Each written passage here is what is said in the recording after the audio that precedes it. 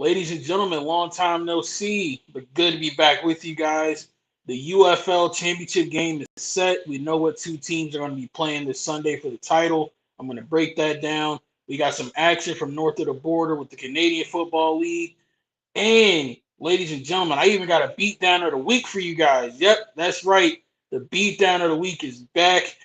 And I even have to admit, I have to say something nice and positive about the Birmingham Stallions.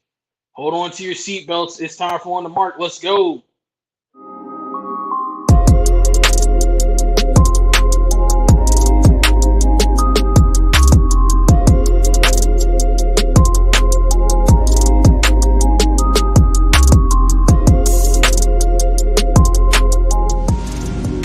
On the Mark with Young Mark is brought to you by the Real to Sports Podcast.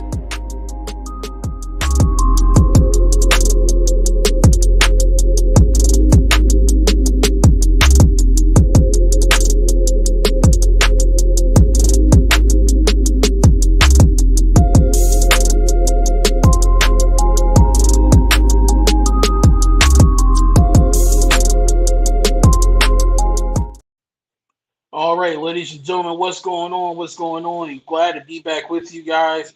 Welcome to another edition of On the Mark, the segment where we bring you the latest and greatest from the world of football outside of the National Football League.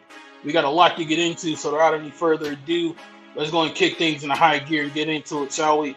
We're going to start things off north of the border with the Canadian Football League. They just kicked off their 2024 season.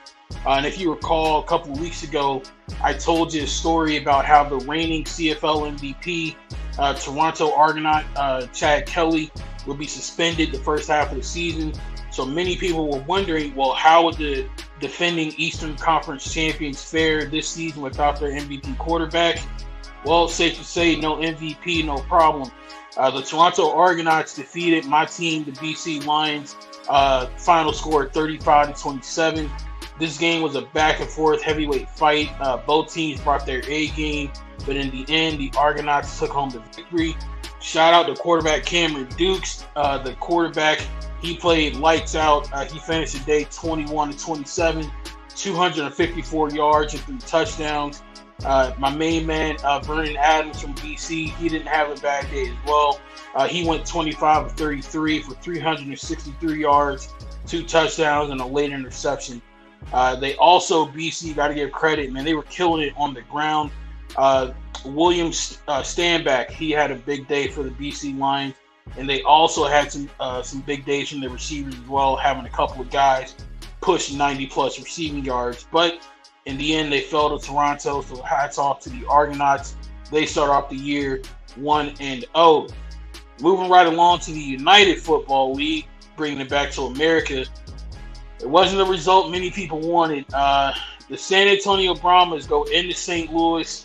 They end the Battlehawk season. They win the XFL Conference Championship game 25-15.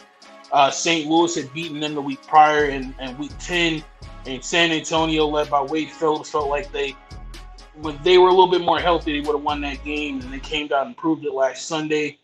Shout out to former Raider Chase Garbers, former Las Vegas Raider quarterback. He had a great day, going 15-21 for 197 yards and 2 touchdowns. Anthony McFarland, former Maryland Terrapin and Pittsburgh Steeler, he had a big day on the ground. He had 11 carries for 115 yards and a touchdown. You could really tell that A.J. McCarron was hurt. He did not look like himself. He was pretty much a statue in the pocket, constantly getting hit. He finished the day 19-29 for $179 and 1 touchdown.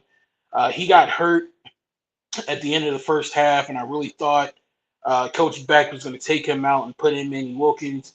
But I guess after Manny's multi-interception performance last time out, he felt like AJ gave him a better chance to win. But the Battlehawk season is officially over, so representing the XFL conference in the title game this Sunday will be Wade Phillips and the San Antonio Brahmas.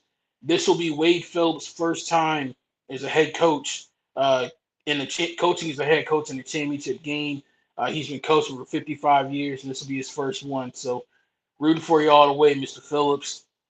Now, ladies and gentlemen, I promise you, hell has not frozen over. I am of sound mind and of sound body, but I have to give credit where credit is due and sing the praises of the Birmingham Stallions. They played a great game this past Saturday, defeating the Michigan Panthers 31-18 in the USFL Conference Championship game. Yeah. This game was really the tale of two halves. And what I mean by that is at the end of the first half, Michigan was dominating Birmingham. They were stifling their offense. They couldn't get into a rhythm, and they went into halftime with the 18-3 lead. Only for the third quarter to happen. It was one of the wildest sequences of football I've ever seen in my life. In the third quarter, when everything changed, you had four possessions, four offensive plays. Each one consecutively was an interception. Michigan threw an interception to Birmingham. Birmingham threw an interception back to Michigan. Michigan threw another interception to Birmingham. And then finally, Adrian Martinez threw the fourth one, and he got benched. Get that out of here due to the game. Good to see it. And no Lamar Jackson's around here. But the last interception that was thrown was a pick six thrown by Michigan quarterback Danny Etling, who had three interceptions all in that third quarter. The last one was taken back for a touchdown, and that was kind of the ball that got the momentum rolling for Birmingham. They scored 28 unanswered points and defeated Michigan 31-18 to advance to the UFL championship game. In a surprising move, after Adrian Martinez was throwing those interceptions, he actually was benched by head coach Skip Holtz. He replaced him with Matt Corral, who, if you remember, started the season off as a starting quarterback for the Stallions before Adrian Martinez took it from him. So shout out to Birmingham. They completed their mission for the third straight year. They won the USFL championship. They also got the league MVP. Adrian Martinez was named MVP of the United Football League for the 2024 season this past Monday. So they got two nice titles, and I know they want to go for that big one. So we'll see how. Yep.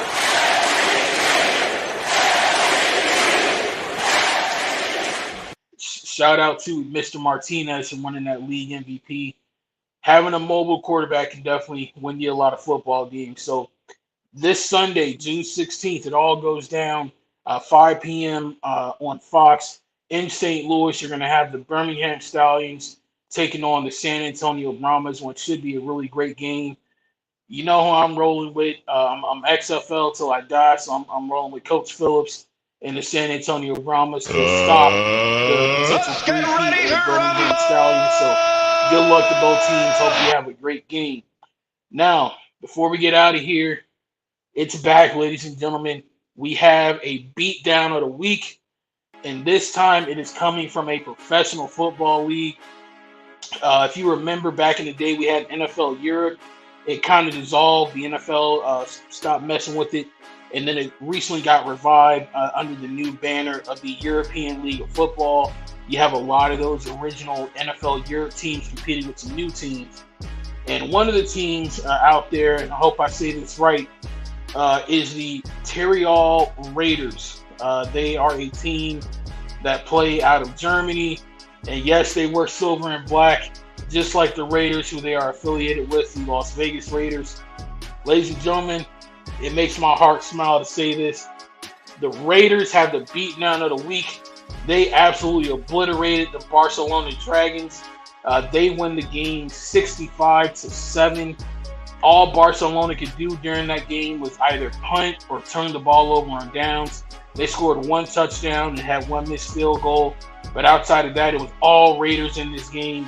The Raiders finished the day 681 yards of total offense, 327 through the air, 354 on the ground. It was just an absolute annihilation and the biggest beatdown I've seen at a professional football game, personally, that I can think of in my lifetime. So shout out to the Raiders. Always nice to see a team in silver and black laying a beat down with some poor fools out there. But that's it for this week of On the Mark. We got the UFL championship game, like I said, coming up on Sunday. I'll be back with you guys next week to break that all down. Plus, probably have some more Canadian Football League action in there as well. So make sure you come on back next Thursday at 7, and we'll be here to break it on down. I'm Young Mark, and I'm out of here. Y'all have a good one.